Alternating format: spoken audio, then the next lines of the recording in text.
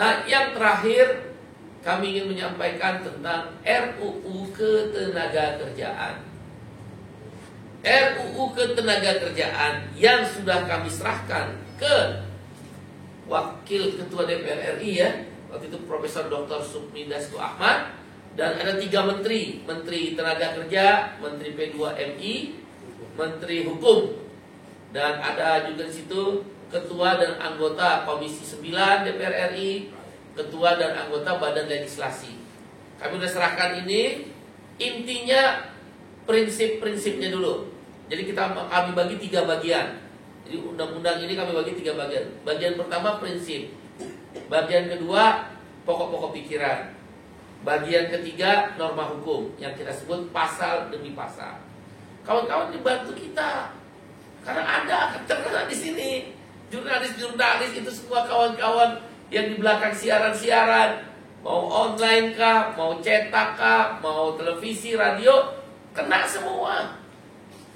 Tolong bantu, karena kita mau berjuang bareng-bareng. Sebarkan berita yang benar.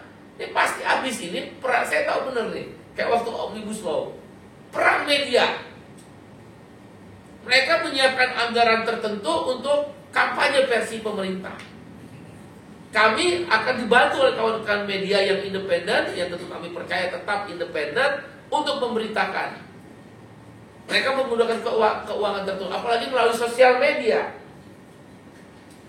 Ini akan perang nih, RUU Ketenagakerjaan seperti waktu Omnibus Law. Nah, bagian pertama prinsip apa?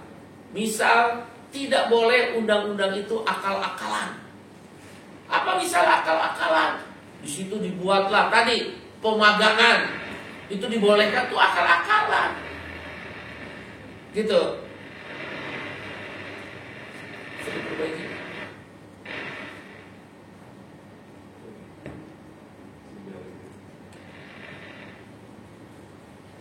Itu namanya akal-akalan. Karena pemagangan itu diakal-akalin supaya bukan anak sekolah.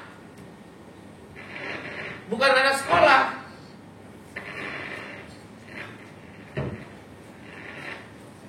Sebentar ya, ada gangguan sedikit. Pakai mic normal aja. Udah mati. Udah. Ya. Jadi prinsipnya, bagian pertama prinsip itu nggak boleh akal-akalan. Misal akal-akalan yang lain, outsourcing. Outsourcing itu boleh untuk semua. Padahal kata Mahkamah Konstitusi bahwa outsourcing itu jenis pekerjaannya dibatasi. Jenis pekerjaannya, bukan pekerja outsourcingnya. Itu jelas loh. Mahkamah Konstitusi bilang pekerja alih daya atau pekerja outsourcing udah nggak ada. Ntar diakal-akalin jenis pekerjaan tapi menjadi pekerja. Harus meaningful participation. Dia harus mendengar semua stakeholder para pihak. Jangan kayak waktu Omnibus Law, undang-undang hanya dibentuk kejar-kejaran. Di satu hotel A, pindah ke hotel B, pindah ke hotel C. Karena takut digeruduk oleh buruh yang menjaga itu. Dia harus meaningful participation. Bagian kedua, pokok-pokok pikiran. Nah, ini yang kawan-kawan mungkin bisa beritakan sebelum pasal demi pasal. Kalau pasal demi pasal, kita nunggu draft DPR dulu ya. Saya ulangi, kita menunggu draft DPR dan pemerintah. Saya akan menjelaskan bagian kedua dari KSPPB. Tentu kelompok lain ada usulan, silakan aja. Apa itu pokok-pokok pikiran? Yang pertama, undang-undang ini, undang-undang Ketenagakerjaan, ruang lingkupnya harus diperluas. Siapa yang disebut pekerja? Maka kita mengatakan yang disebut pekerja adalah pekerja manufaktur, pekerja digital platform. Pekerja digital platform itu siapa? Gojek, Grab, Shopee, Blibli. Selama ini gak ada perlindungan. Dan nanti ada perlindungan di sini nih. Ada satu bab tentang namanya pekerja digital platform. Siapa lagi? Pekerja kampus dan sekolah-sekolah swasta. dosen-dosen. Seenak-enaknya aja dibayar dosen-dosen itu. Begitu kayak yang kerja di kampus. Tenaga-tenaga honorer, TU-TU. Di sekolah-sekolah negeri bahkan. Guru-guru honorer. Maka akan diatur di undang-undang ini. Kepikir nggak Bapak-Bapak? Yang berikutnya, pekerja media, Anda semua. Mereka tolong bantu kami. Saya nggak akan malu-malu minta bantuan itu. Kami juga mau minta bertemu juga dengan dewan redaksi, kan selamanya nggak mereka jadi pemret. Ntar juga kalau dipecat, pemret kan bingung juga kalau nggak dilindungi. Lihat kemarin pekerja media di PHK seenak-enaknya, dibayar pesangonnya dicicil. Maaf ya, sekelas konglomerat tertentu mecat pekerja media itu dicicil, yuk pesangonnya. Nggak ada yang ngomong DPR. Nanti nggak bisa di undang-undang ini kita atur. Pekerja online, pekerja media cetak, konten kreator.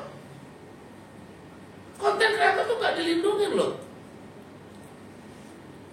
Dia bikin konten sampai berhasil satu acara tertentu, setelah itu dia dilupakan. Di belakang layar dialah yang menghasilkan uang dari iklan-iklan yang masuk. Di sini kita atur. Makanya kami mengundang organisasi pekerja media. Kemudian siapa lagi? Pekerja seni.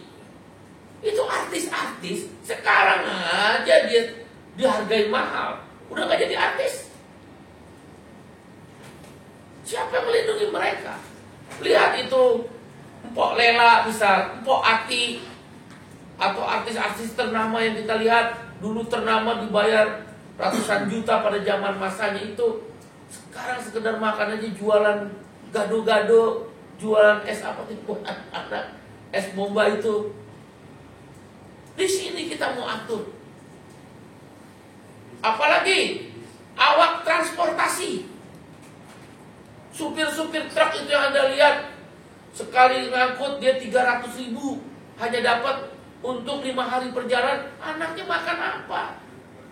Kutipan sana, kutipan sini, di pelabuhan. Ini kita atur. Terus apalagi pekerja medis, untuk rumah sakit. Perawat-perawat itu digaji berapa? Ada yang 2 juta, ada yang 2,5 juta. Maka kami semua jenis pekerja akan kami atur, kecuali, nah ini tolong dicatat, kecuali UMKM. UMKM itu nanti berdasarkan kesepakatan. Tapi dalam konsep KSPPB, UMKM itu walaupun upahnya kesepakatan, UMKM itu usaha menengah, kecil dan mikro. Contoh apa? Klinik. Jadi pekerja medis dibedakan. Rumah sakit, masa sekedar Siloam, rumah sakit Yarsi, bayar seenaknya, upah minimum, di bawah upah minimum. Bandingkan klinik kecil-kecil itu. Jadi kalau klinik, bolehlah dia upah kesepakatan. Tapi kami akan mendorong ke UMP kecuali yang DKI. Kemudian yang UMKM itu mungkin laundry, yang mungkin pom bensin juga itu kan ada. Ya, rumah makan, restoran kecil, ya restoran sedang lah, restoran sedang. Tentu definisi UMKM sudah ada, yang ada di Kementerian Perindustrian maupun Kementerian Tenaga Kerja. Jadi saudara akan terjadi pertarungan kelas. Bodoh amat kalau bahasa saya.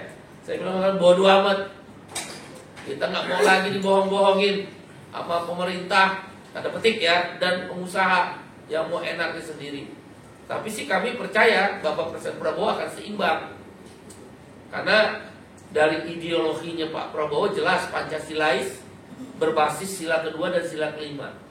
Kan kayak koperasi desa, membebaskan hutang UMKM, kemudian menaikkan upah minimum tahun lalu 6,5%, ya, dan beberapa program-program lainnya Itu sih kan udah jelas ada keberpihakan pada orang kecil termasuk kita para pekerja. Kita akan atur ruang lingkup. Terus apalagi yang kita bahas? Hubungan kerja. Anda kerja itu harus jelas hubungan kerjanya.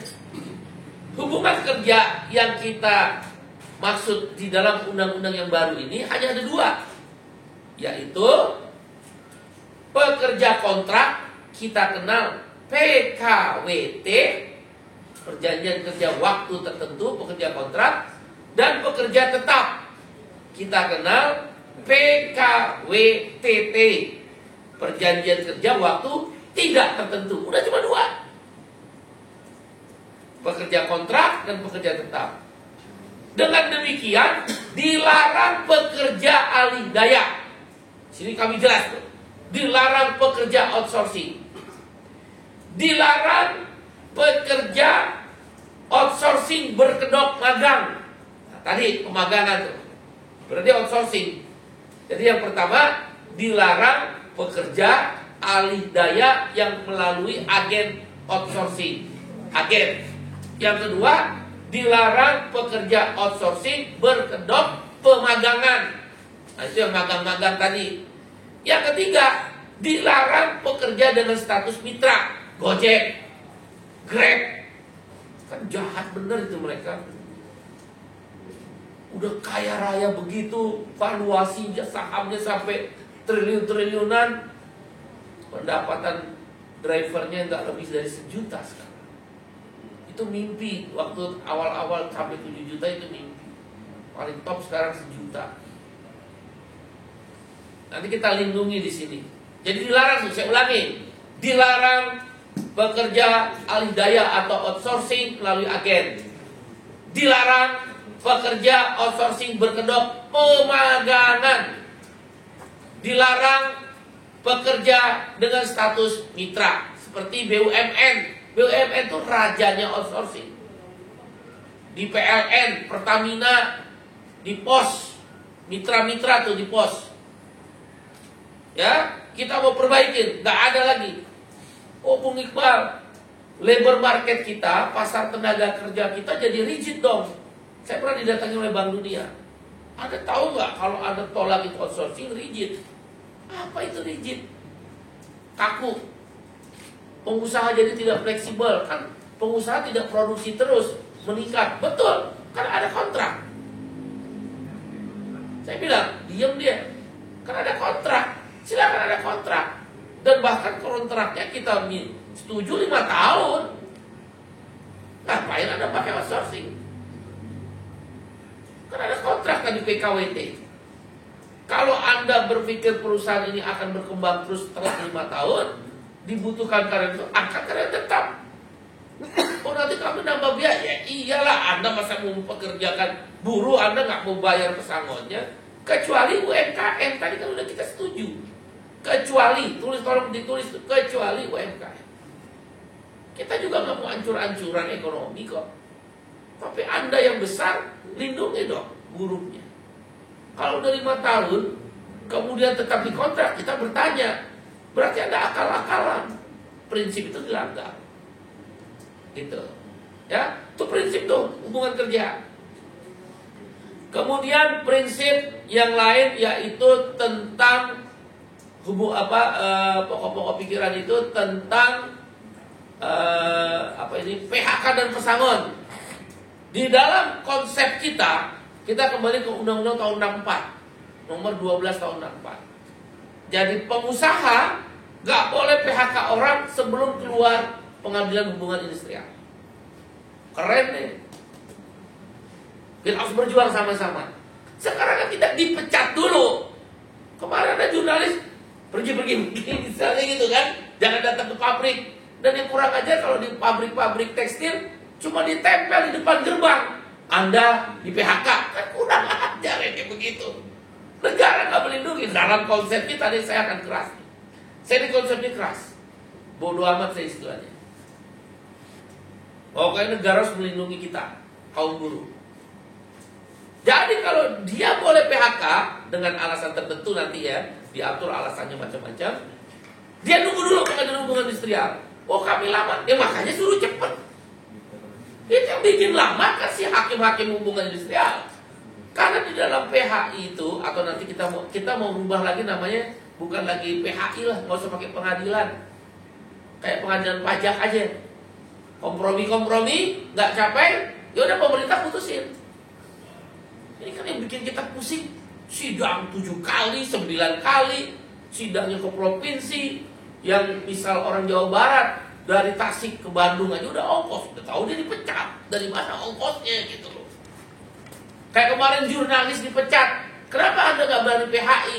Hanya buang-buang waktu dan ngabis-ngabisin duit. Mendingan ngelamar yang baru. Untung kita masih orang yang punya skill. Ada banyak kalau dia unskill. Pegawai tekstil. Di sini kita kembali ke Undang 1264. Saya mau wakil kamu, saya mainkan. Pasal itu pasal. Enak. Karena kita pernah. Pokoknya tidak boleh dipecat sebelum izin keluar dari pengadilan hubungan industrial. Apakah sampai MA atau hanya sampai dengan tingkat pertama saja, itu nanti kita diskusi. Dengan demikian apa saudara? Anda dipecat, gaji tetap jalan. Karena gaji Anda jalan, Anda nyari kerja tempat lain. Tolong kita dibantu, kita melindungi kita semua. Sekarang ini kenapa Anda lemah? Karena Anda nggak digaji, begitu dipecat. Ya, Anda nggak masuk ya. Gaji di stop, BPJS di stop. Ayo, anak sakit. Akhirnya apa Anda ya deh Pak, kami terima deh dipecat. Cepat, tapi kita hanya bisa kasih 1 juta. Ya deh Pak, demi anak saya. Dan tapi BPJS saya dibuka ya Pak, cuma sampai 3 bulan kan kurang aja. Sekali lagi, kecuali UMKM. Kita nggak mau menghancurkan perusahaan-perusahaan kecil, tapi yang gede-gede ini termasuk perusahaan-perusahaan industri media. Ini saya ngomong ini nanti Anda beritakan tapi larang bagi Bapak Ibu. Ya udahlah, resiko saya. Tapi saya menyampaikan kebenaran. Mudah-mudahan Pemret dan lain mendengar. Semua kita berusaha melindungi semua. Kan nggak ada yang berani ngomong kan? Kan hanya kita yang berani ngomong. Mungkin pun tidak semua pemimpin serikat buruh berani ngomong. Ya, benar sih. Kalau saya mau terbiasa ngomong, terbiasa diomelin, terbiasa ditindas, terbiasa ditekan. Ya makin ditekan makin lawan. Nah, tapi kita kan butuh bantuan kawan-kawan media untuk memberitakan.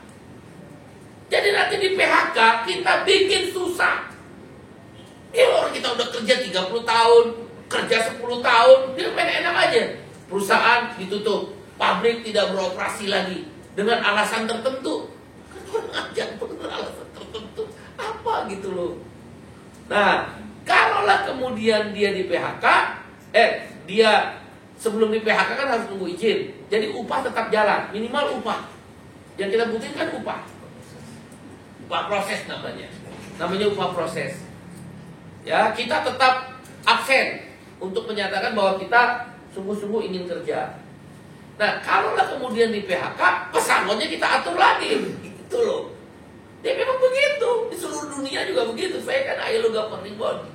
Saya salah satu pengurus Badan Perserikatan Bangsa-Bangsa, PBB. Saya jadi pembicara di tingkat dunia. Terakhir tahun lalu saya baru selesai. Memang harus begitu buruh. Oh, buruh mau enaknya. Kamu pengusaha yang mau enaknya. Untung gede diam, untung kecil ngomong. Ya kan? Semua pengusaha sama. Mau yang baik maupun yang buruk. Untung gede diam, untung kecil. Saya nggak musuhan sama pengusaha, enggak. Yang kita minta keadilan. Yang kita minta keseimbangan lah. Kalau kau untung bagi. Kalau kau rugi, oke, kita juga mau kok berkorban. Kalau kamu mecat orang, ya ada aturan main. Jadi nggak bisa sembarangan orang main pecat. Nggak bisa. Kita akan lawan itu ya. Nah itu kawan-kawan tolong beritakan tentang PHK dan pesangon. Bisa nggak Bung Iqbal pesangonnya lebih dari 1 kali? Bisa. Contoh di industri metal, kebetulan saya pimpin sebelumnya di Federasi Serikat Pekerja Metal Indonesia. Itu rata-rata kalau perusahaan kami, anggota kami tutup itu 4 kali. Misal kalau dibayar 1 tahun 1 bulan upah, di FSPI 4 bulan kami minta. Jadi kalau orang kerja 10 tahun itu bisa 40 kali lipat upah. Kalau upah minimal aja 5 juta, tapi kan nggak mungkin, pasti 7 juta. Kali aja 40. 280 juta paling kecil. Gitu.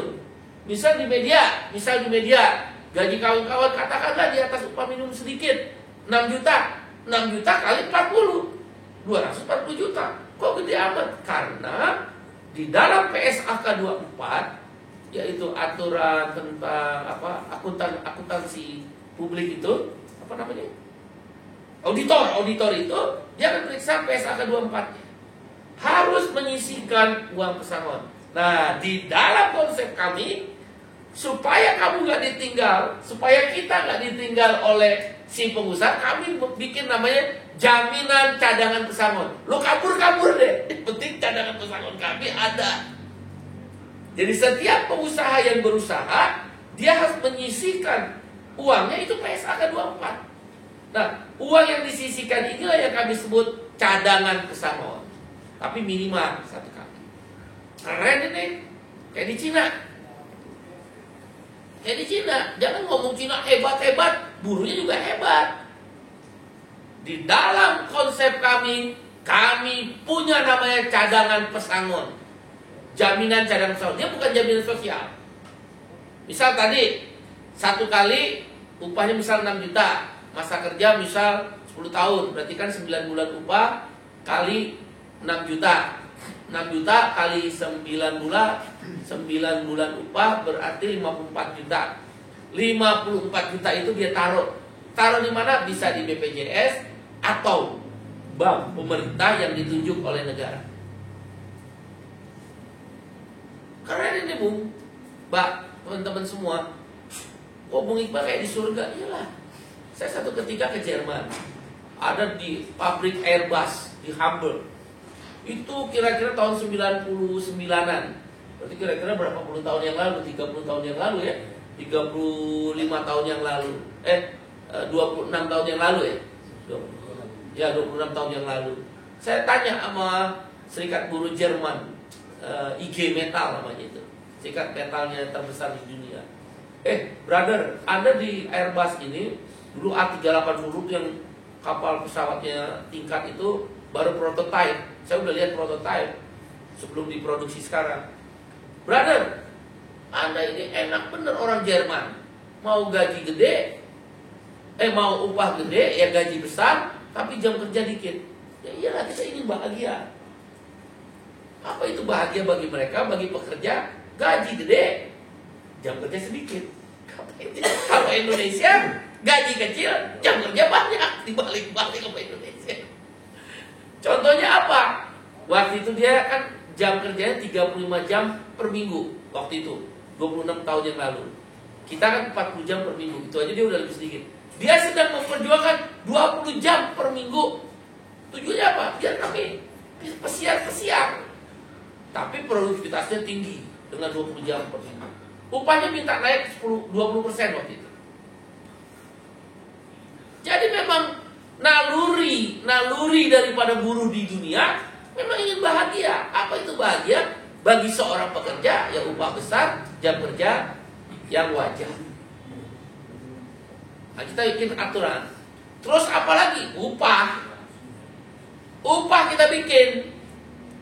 Kalau UMKM upahnya kesepakatan, silakan. Ini mungkin maksimal UMP yang berlaku. Kan UMP lebih kecil dari UMK. Nah, upah itu ada upah minimum provinsi, upah minimum kabupaten kota. Ada upah sektoral, upah minimum sektoral provinsi, upah minimum sektoral kabupaten kota.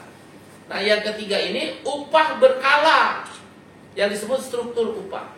Apa yang kita mau atur? Satu, upah minimum itu tadi inflasi, pertumbuhan ekonomi. Kita langsung bikin, kita kunci indeks tertentu itu minimal 1,0. Dulu pernah 0,1, gila itu. Naik upah cuma 1,58% di bawah inflasi waktu zaman Pak Presiden Jokowi. Jadi kita kunci indeks tertentu 1,0. Yang kedua, yang kita mau bikin apa? Upah minimum sektoral 5% di atas upah minimum. Jadi kalau upah minimum biasa naik UMK misal atau UMP naik 6,5%, maka upah minimum sektoral kami minta 11,5%. Sektoral itu macam-macam. Ada sektor industri tekstil, ada sektor industri elektronik, ada sektor industri pertambangan, ada sektor industri mobil dan seterusnya, perkebunan dan seterusnya. Sesuai nanti nilai tambahnya bisa dilihat dengan PDB dari masing-masing sektor lapangan itu. Kita minta tambah, enak aja Toyota, masa kita kalah dengan Toyota Thailand naiknya? Padahal barangnya sama. Misal Innova dibikin di Sunter atau Kerawang, dengan Innova dibikin di Bangkok. Sama-sama Innova, harganya misal katakan 40.000 US dollar, upahnya beda. Upah Toyota Bangkok lebih tinggi dari upah Sunter, enak aja. Kita bikin nanti nih, namanya upah minimum sektoral. Apalagi yang kami bikin, upah berkala. Jadi kalau Anda kerja di atas 1 tahun, ya kalau Anda kerja di atas 1 tahun, itu upahnya harus lebih tinggi dari upah minimum. Udah beda sekarang. Sekarang kan mau masuk 10 tahun, mau 30 tahun dengan orang yang baru masuk sama, nggak bisa. Di atas 1 tahun, upah minimumnya lebih tinggi. Ya. Nah, dan lain-lainnya.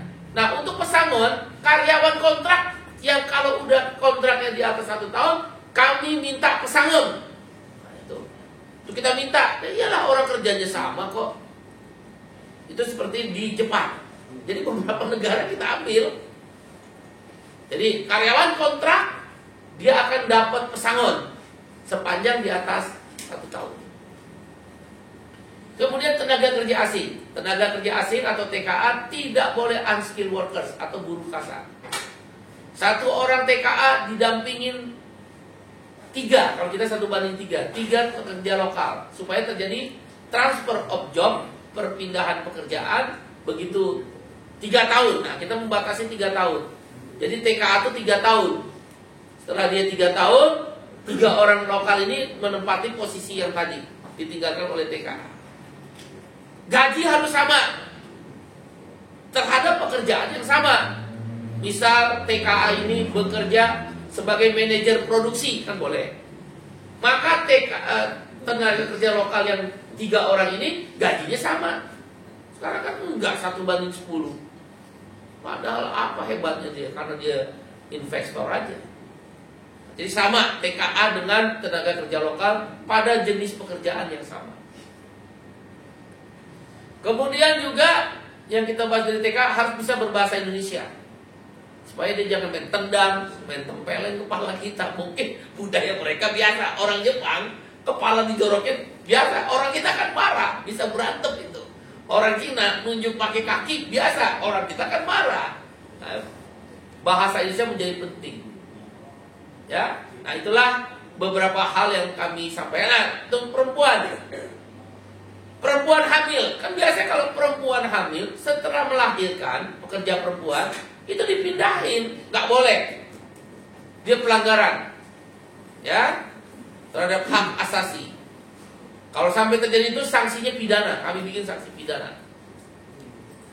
Saya pikir demikian, sudah terlalu panjang. Jadi prinsip tentang upah minimum, kesimpulan upah minimum naik 8,5 sampai 10,5%. Yang kedua, pemagangan itu menghina sarjana karena melanggar undang-undang dengan diberikan upah minimum provinsi UMP.